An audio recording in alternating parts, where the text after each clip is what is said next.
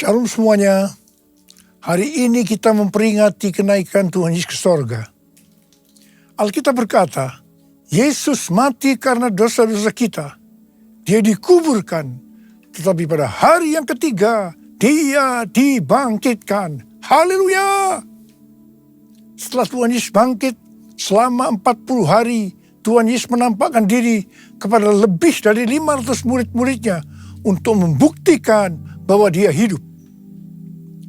Setelah memberikan pesan yang terakhir seperti yang terdapat dalam Kisah Para Rasul 1 ayat 8, maka disaksikan murid-muridnya Tuhan Yesus terangkat ke sorga. Saya percaya kalau kita berada di sana waktu itu, kita pasti akan sama dengan murid-murid Tuhan Yesus yang melihat bahwa Tuhan Yesus bertambah tinggi. Ketika mereka melihat ke bawah, ternyata kaki Tuhan Yesus sudah tidak menyentuh tanah lagi.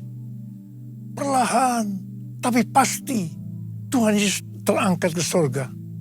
Makin lama makin kecil, sampai ada awan yang menutupi dan hilang dari pandangan mata. Sementara mereka terheran-heran melihat ke langit, maka ada 2 orang yang berpakaian putih di dekat mereka yang berkata, "Hai orang-orang Galilea, mengapakah kamu berdiri melihat ke langit? Yesus ini yang terangkat ke sorga meninggalkan kamu, akan datang kembali dengan cara yang sama seperti kamu melihat Dia naik ke sorga." Dari ayat ini, saya percaya kalau yang melihat Tuhan Yesus naik ke sorga adalah murid-murid Tuhan Yesus, maka yang akan melihat Tuhan Yesus turun dari sorga adalah murid-murid Tuhan Yesus. Amin. Tuhan Yesus berkata dalam Yohanes 14 ayat 1-3, "Janganlah gelisah hatimu, percayalah kepada Allah, percayalah juga kepadaku. Di rumah Bapa-Ku banyak tempat tinggal. Jika tidak demikian, tentu aku mengatakannya kepadamu. Sebab aku pergi ke situ untuk menyediakan tempat bagimu. Dan apabila aku telah pergi ke situ dan telah menyediakan tempat bagimu, aku akan datang kembali dan membawa kamu ke tempatku, supaya di tempat di mana aku berada, kamu pun berada." Pesan Tuhan Yesus ini ditujukan untuk murid-muridnya. Karena itu, kalau kita mau ikut dalam pengangkatan, maka kita harus menjadi murid Tuhan Yesus. Murid Tuhan Yesus adalah kita-kita yang hidupnya sama seperti Kristus telah hidup. Karena kita hidup sama seperti Kristus telah hidup, maka kita akan menjadi serupa dengan gambarnya.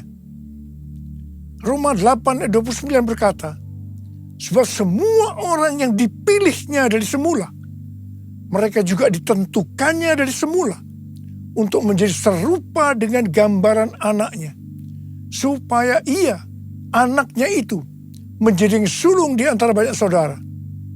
Jadi goal kita sebagai orang percaya adalah menjadi serupa dengan gambar Yesus, yaitu murid Tuhan Yesus.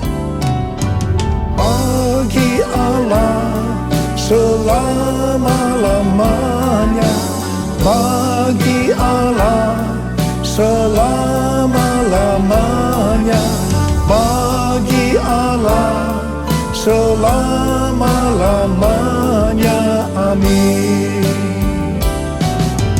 Bagi Allah selama-lamanya, bagi Allah selama-lamanya, bagi Allah selama-lamanya. Amin. Amin. Amin. Ibrani 7 ayat 25 berkata, "Karena itu ia sanggup juga menyelamatkan dengan sempurna semua orang yang oleh Dia datang kepada Allah. Sebab ia hidup senantiasa untuk menjadi pengantara mereka." Tuhan Yesus di sorga menjadi pengantara kita. Artinya sebagai pendoa syafaat bagi kita, supaya kita selamat secara sempurna. Kalau kita berbicara tentang keselamatan, maka ada 3 hal yang harus diperhatikan. Yang pertama, bisa kehilangan keselamatan. Yang kedua, hampir-hampir tidak diselamatkan. Dan yang ketiga, selamat dengan sempurna. Orang yang sudah percaya bisa kehilangan keselamatan. Matius 7 ayat 21 sampai dengan 23 berkata, bukan setiap orang yang berseru kepadaku, Tuhan, Tuhan, akan masuk ke dalam kerajaan sorga, melainkan dia yang melakukan kehendak Bapakku yang di sorga. Pada hari terakhir, banyak orang akan berseru kepadaku, Tuhan, Tuhan, bukankah kami bernubuat demi namamu, dan mengusir setan demi namamu, dan mengadakan banyak mujizat demi namamu juga? Pada waktu itulah aku akan berterus terang kepada mereka, dan berkata, aku tidak pernah mengenal kamu. Enyahlah daripadaku, kamu sekalian pembuat kejahatan. Ini merupakan peringatan bagi hamba-hamba Tuhan yang sedang dipakai oleh Tuhan, agar pelayanan yang diberikan oleh Tuhan semata-mata hanya untuk menyatakan kemuliaannya. Bukan untuk kemuliaan diri sendiri. Bukan untuk mencari keuntungan pribadi. Bukan untuk popularitas. Di mana ini semua bisa mengakibatkan hilangnya keselamatan. Contoh seorang murid yang kehilangan keselamatannya adalah Yudas. Yudas mengikut Yesus begitu lama. Bahkan dicatat dalam Lukas 9 ayat 1 sampai dengan 6. Ia bersama murid-muridnya yang lain pernah melakukan berbagai mujizat dan pelayanan kesembuhan. Namun ia akhirnya memilih meninggalkan Tuhan. Maka hilanglah keselamatannya. Hal yang kedua, mengenai hampir-hampir tidak diselamatkan. 1 Korintus 3 ayat 10 sampai dengan 15 berkata, bahwa kita membangun hidup kita ini dengan dasar Yesus Kristus. Pertanyaannya, bahan apa yang kita gunakan untuk membangun kehidupan kita ini? Apakah dengan bahan emas, perak, batu permata, atau dengan bahan kayu, rumput kering, atau jerami? Semua ini akan nampak pada hari Tuhan, saat pekerjaan kita diuji dengan api. Jika pekerjaan kita tahan uji, artinya tidak terbakar karena terbuat dari bahan emas, perak, dan batu permata, maka kita akan mendapat upah. Tetapi sebaliknya, kalau pekerjaannya itu terbakar karena bahan yang digunakan adalah kayu, rumput kering, atau jerami, maka akan menderita kerugian. Selamat sih selamat, tetapi seperti keluar dari dalam api. Artinya hampir-hampir tidak diselamatkan. Hampir-hampir tidak diselamatkan dapat diartikan, yang pertama, kehilangan upah atau pahala. Yang kedua, kedudukan yang rendah di sorga. Yang ketiga, kehilangan kesempatan pelayanan dan kekuasaan di sorga. Yang keempat, kehilangan kemuliaan dan kehormatan di hadapan Allah. Mari, saya akan mengajak saudara untuk memperhatikan dengan serius pekerjaan pelayanan kita, juga termasuk kualitas kehidupan. Jangan menjadi orang Kristen yang acuh tak acuh, agar kita mendapatkan upah di sorga. Yang mau katakan amin. Tuhan Yesus berada di sorga untuk mendoakan kita agar mendapatkan keselamatan yang sempurna. Bukan untuk kehilangan keselamatan, atau bukan hampir-hampir tidak diselamatkan. Supaya doa Tuhan Yesus ini terjadi, maka sesuai 2 Petrus 1 ayat 5 sampai dengan 11 dikatakan bahwa kita harus dengan sungguh-sungguh berusaha untuk menambahkan kepada iman kita kebajikan. artinya berbuat baik. Kemudian ditambahkan lagi pengetahuan. Kemudian tambahkan lagi dengan penguasaan diri. Tambahkan lagi dengan ketekunan. Tambahkan lagi dengan kesalehan yang artinya hidup kudus.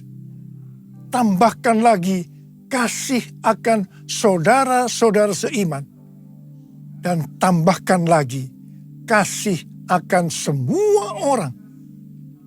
Kalau kita melakukan ini semua dengan sungguh-sungguh, maka kita akan lebih mengenal Tuhan Yesus Kristus. Dan kita tidak akan pernah tersandung. Dengan demikian, kita akan dikaruniakan hak penuh untuk memasuki kerajaan kekal, yaitu kerajaan Tuhan dan Juru Selamat kita, Yesus Kristus. Yang artinya kita mendapatkan keselamatan yang sempurna. Haleluya! Bagi Allah selama-lamanya, bagi Allah selama-lamanya, bagi Allah selama-lamanya. Amin. Bagi Allah selama-lamanya, bagi Allah selama-lamanya, bagi Allah selama-lamanya. Amin. Amin. Amin. Pesan yang terakhir dari Tuhan Yesus untuk murid-muridnya sebelum ia terangkat ke sorga terdapat dalam Kisah Para Rasul 1 ayat 8 yang berkata, tetapi kamu akan menerima kuasa kalau Roh Kudus turun ke atas kamu. Dan kamu akan menjadi saksiku di Yerusalem dan di seluruh Yudea dan Samaria dan sampai ke ujung bumi. Setelah memberikan pesan yang terakhir ini, Tuhan Yesus naik ke sorga. Setelah itu, apa yang dilakukan oleh murid-muridnya? Mereka pergi ke Yerusalem dan berkumpul di ruang atas atau kamar loteng. Mereka melakukan ini karena Tuhan Yesus yang menyuruh mereka agar tidak meninggalkan kota Yerusalem. Karena mereka akan dilengkapi dengan kekuasaan dari tempat tinggi. Tuhan Yesus berkata, sebab Yohanes membaptis dengan air, tetapi tidak lama lagi kamu akan dibaptis dengan Roh Kudus. Murid-murid yang berkumpul berjumlah sekitar 120 orang. Kisah Para Rasul 1 ayat 14 bagian A berkata, mereka semua bertekun dengan sehati dalam doa bersama-sama. Artinya, mereka berdoa, memuji dan menyembah Tuhan dalam unity siang dan malam. Ini adalah prinsip restorasi Pondok Daud. Ini adalah prinsip menara doa.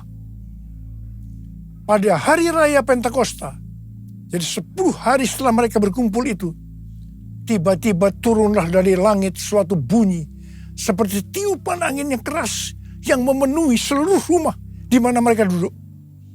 Dan tampaklah kepada mereka lidah-lidah seperti nyala api yang bertebaran dan hinggap pada mereka masing-masing. Maka penuhlah mereka dengan Roh Kudus. Lalu mereka mulai berkata-kata dalam bahasa-bahasa lain seperti yang diberikan oleh Roh itu kepada mereka untuk mengatakannya. Itu adalah bahasa roh. Orang yang dibaptis dengan Roh Kudus atau dipenuhi Roh Kudus, tanda awalnya adalah berbahasa roh. Setelah itu murid-murid Tuhan Yesus dipakai secara luar biasa untuk melakukan amanat agung. Tanda dan mujizat menyertai pelayanan mereka. Peristiwa ini disebut sebagai Pentakosta yang pertama. Pentakosta yang pertama ini dahsyat. Sebab dalam kurun beberapa ratus tahun, sekitar 70% dari dunia yang dikenal waktu itu, yaitu yang berada di bawah kekaisaran Romawi, menjadi Kristen. Pertanyaannya, apakah amanat agung sudah selesai? Jawabannya Belum. Karena itu pada tahun 1906, kembali Roh Kudus dicurahkan di Azusa Street yang disebut sebagai Pentakosta yang kedua. Ciri-ciri yang menonjol dalam Pentakosta kedua ini adalah penekanan dalam hal berbahasa roh dan pelayanan mujizat dan kesembuhan. Meskipun seluruh karunia roh juga dicurahkan dengan limpahnya. Pentakosta kedua ini dahsyat. Mengapa? Karena melahirkan gerakan Pentakosta dan karismatik. Saat ini ada sekitar 700 juta orang yang diberdayakan oleh Roh Kudus. Pertanyaannya, apakah amanat agung sudah selesai? Jawabannya belum. Karena itu hari-hari ini pencurahan Roh Kudus yang jauh lebih dahsyat dibanding dengan Azusa Street sedang terjadi. Ini disebut sebagai Pentakosta yang ketiga. Seperti yang terjadi pada Pentakosta yang pertama dan Pentakosta yang kedua. Maka berbahasa roh dan pelayanan kesembuhan juga terlihat begitu intens. Saya percaya dengan Pentakosta ketiga ini, amanat agung Tuhan Yesus akan selesai dan Tuhan Yesus akan datang kembali. Yesus, aku percaya.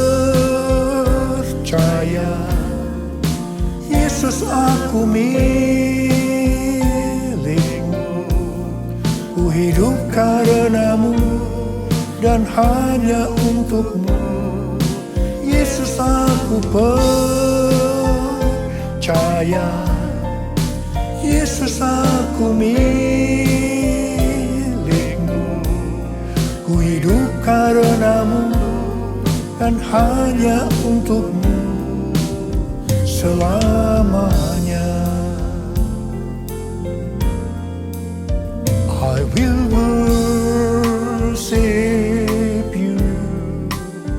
I will worship you.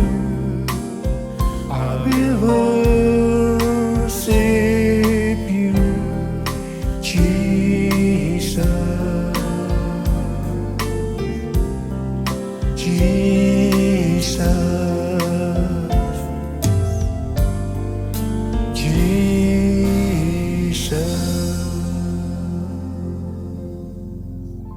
Rasul Paulus berkata dalam 1 Korintus 14 ayat 5a, aku suka supaya kamu semua berkata-kata dengan bahasa roh.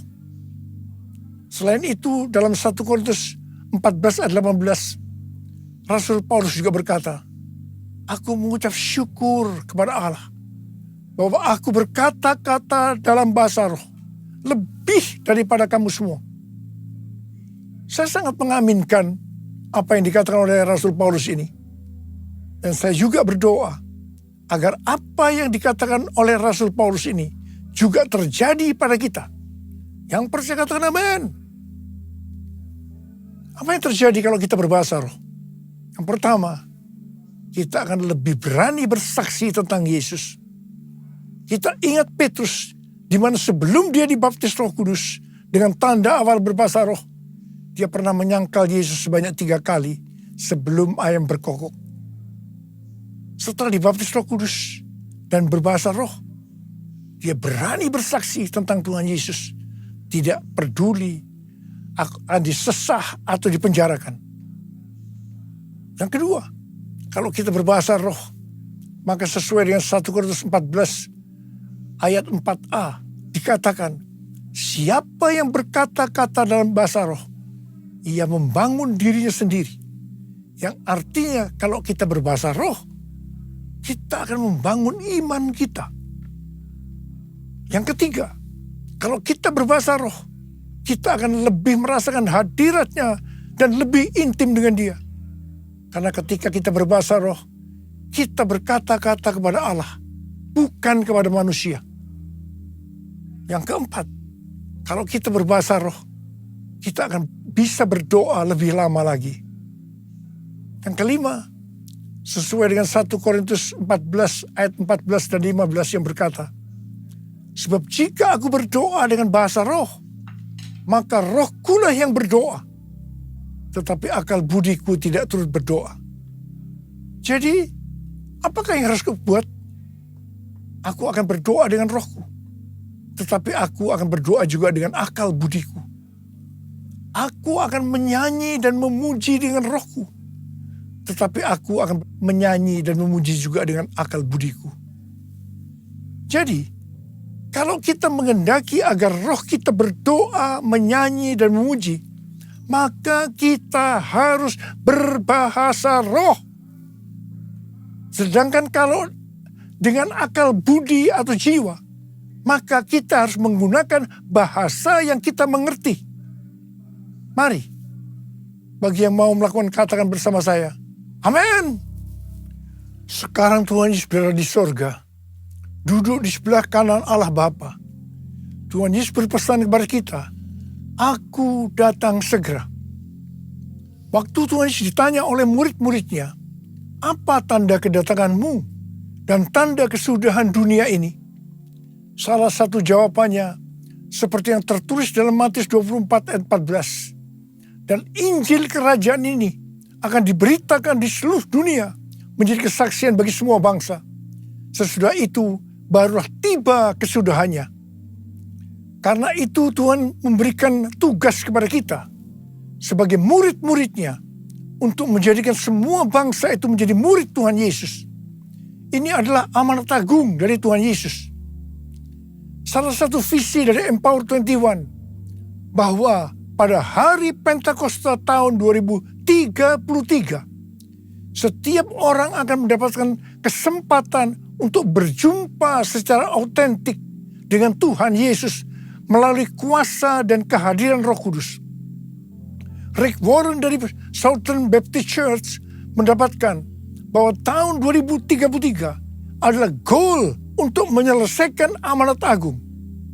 Karena itu, mari kita perhatikan dengan sungguh-sungguh satu dekade ke depan ini, yaitu dari tahun 2023 sampai dengan tahun 2033. Tahun 2033 adalah peringatan penginjilan yang ke-2000 tahun. Peringatan kematian, kebangkitan, dan kenaikan Tuhan Yesus ke sorga yang ke-2000 tahun. Dan juga pencurahan Roh Kudus yang berarti ini peringatan hari ulang tahun gereja yang ke-2000 tahun. Untuk bisa menyelesaikan amanat agung, tidak bisa dengan kekuatan sendiri, tetapi harus dengan kuasa Roh Kudus. Karena itu, saudara harus penuh dengan Roh Kudus. Ada berapa banyak di antara saudara yang rindu untuk dibaptis Roh Kudus dengan tanda awal berbahasa roh? Angkat tangan saudara. Ada berapa banyak di antara saudara yang rindu untuk dipenuhi dengan Roh Kudus? Angkat tangan saudara. Curahkanlah kuasa-Mu Tuhan, mujizat terjadi di tempat ini. Curahkanlah kuasa-Mu Tuhan, mujizat terjadi sekarang ini. Curahkan ya Tuhan, curahkanlah kuasa-Mu Tuhan, mujizat terjadi di tempat ini. Curahkanlah kuasa-Mu Tuhan, mujizat terjadi sekarang ini.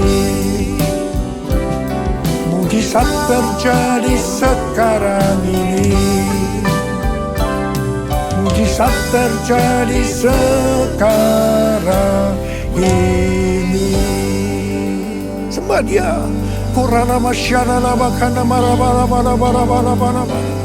Uriana bara bara bara bara bara bara bara bara. Uriana bara bara bara bara bara bara bara bara. Curahkan Roh-Mu Tuhan, curahkan Roh-Mu Tuhan. Baptis mereka dengan Roh Kudus dengan tanda amal berbahasa roh ya Tuhan. Terima, terima, terima, terima, terima. Penuhi mereka dengan Roh-Mu, penuhi mereka dengan Roh-Mu ya Tuhan. Uriana bara bara bara bara bara bara bara bara. Uriana bara bara bara bara bara bara bara bara. Oh, Ramashikara bara bara. Curahkanlah kuasa-Mu Tuhan, mujizat terjadi di tempat ini. Curahkanlah kuasa-Mu Tuhan, mujizat terjadi sekarang ini. Mujizat terjadi sekarang ini. Mujizat terjadi sekarang ini.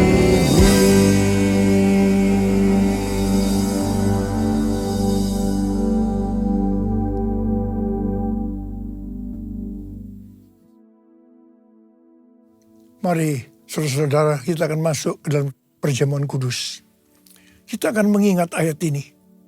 Sebab setiap kali kamu makan roti ini dan minum cawan ini, kamu memberitakan kematian Tuhan sampai Ia datang. Perjamuan kudus adalah perjamuan Tuhan Yesus sendiri.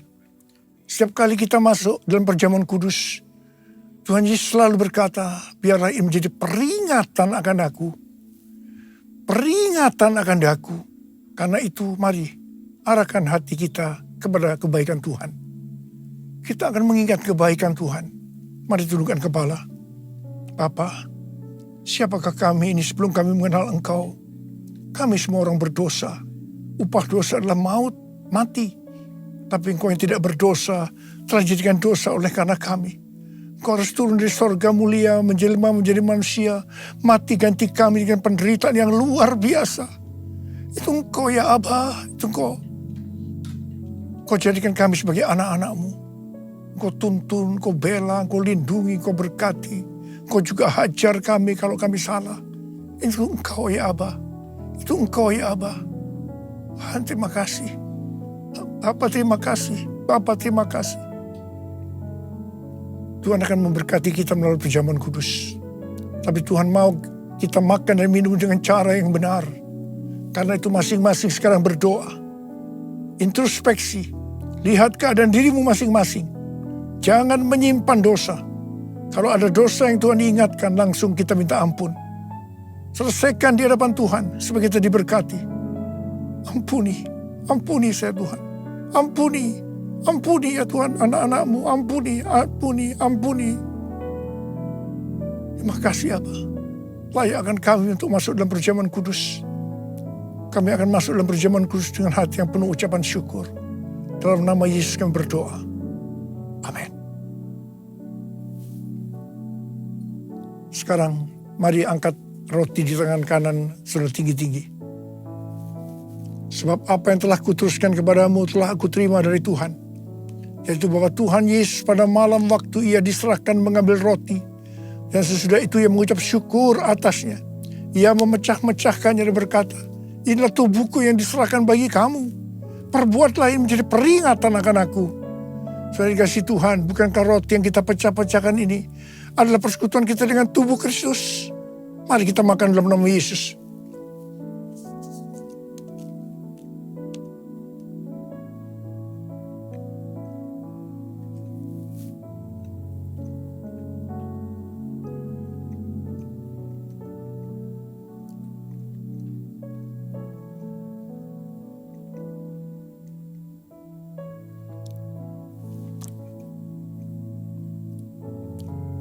Sekarang angkat cawan di tangan kanan saudara tinggi-tinggi.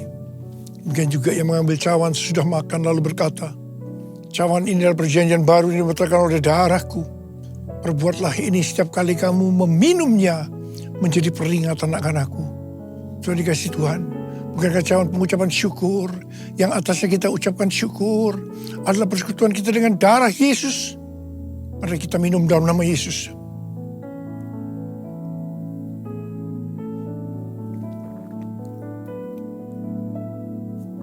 Mari angkat tangan kita di hadapan Tuhan. Ucapkan syukur dan terima kasih dengan suara, jangan diam. Tuhan terima kasih ya Tuhan. Terima kasih. Terima kasih ya Tuhan. Terima kasih. Kuria lala bala bara bara bara bara. Kuria lala bala bala bala bala bala bala. Angkat tangan saudara. Apa sembuhkan mereka yang sakit. Sembuh dalam nama Yesus, sembuh dalam nama Yesus, sembuh dalam nama Yesus, sembuh dalam nama Yesus. Terima kasih Yesusku, terima Terima kasih Yesusku, puji syukur hanya bagi Tuhanku.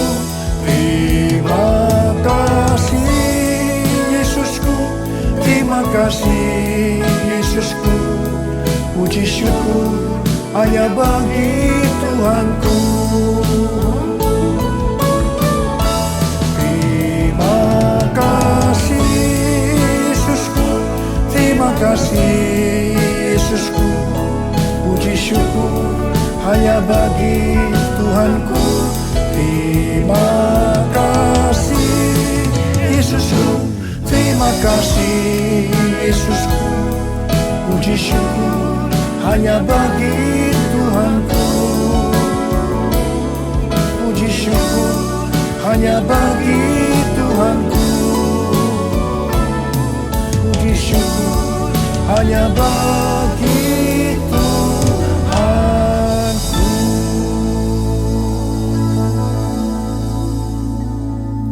Sekarang terimalah berkat Tuhan. Kasih karunia berlimpah-limpah daripada Allah Bapa dalam Anak yang tunggal Yesus Kristus.